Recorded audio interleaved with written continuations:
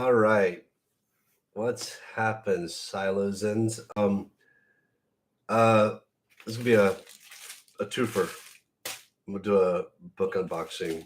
It was slightly unboxed already before I realized what it was, but I have not peeked in there. I've not seen this in person yet. This is the brand new release from myself and Eleanor Taylor called The Balloon Hunter, which you'll see in a second. But first, let's talk episode 6, which was quite the doozy. I think the reactions to this have been insane everywhere I've looked because at the end of this episode, you get like a double whammy, just two incredible scenes back to back.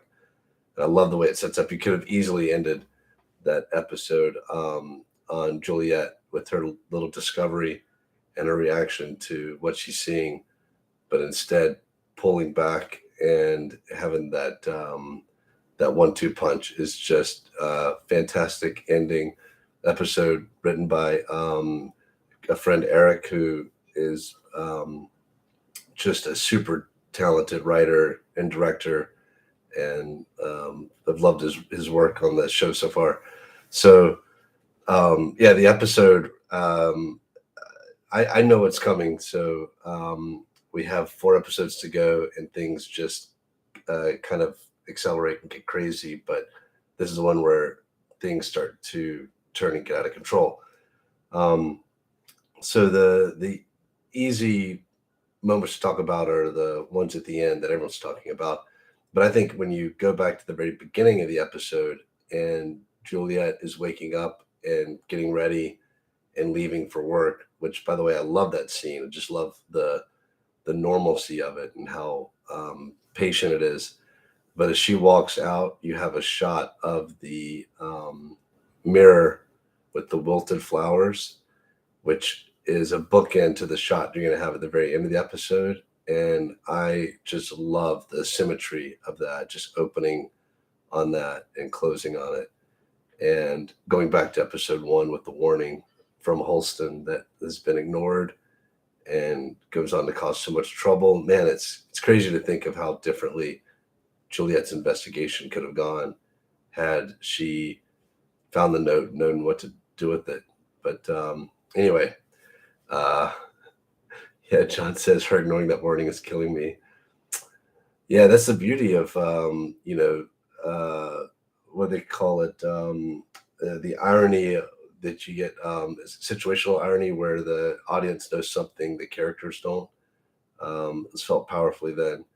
So I love that moment of just the shot of her leaving, but seeing it in the mirror is so perfect. The other little shot that I love, and I just love that this show does not hold your hand. Like it takes you seriously. It knows that people are going to rewatch and that they're glued to what's happening.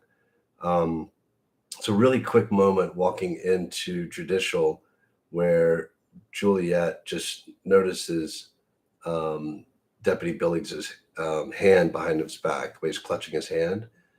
I love that moment. And you can see her clocking it and filing it away.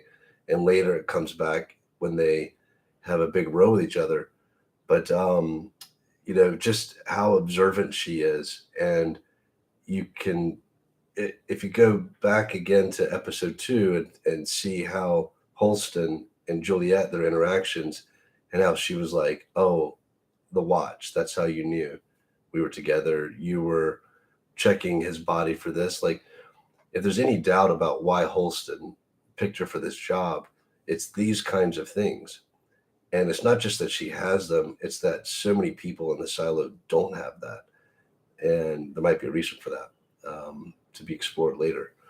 But I just love seeing that the same thing that makes her a great mechanic makes her a great sheriff, and that Holston knew that. I think it's, um, everyone misses Holston and David, who played him so brilliantly, but I see him in so many of these scenes, and his Holston's effect carried over, and Allison's effects carried over, and George's.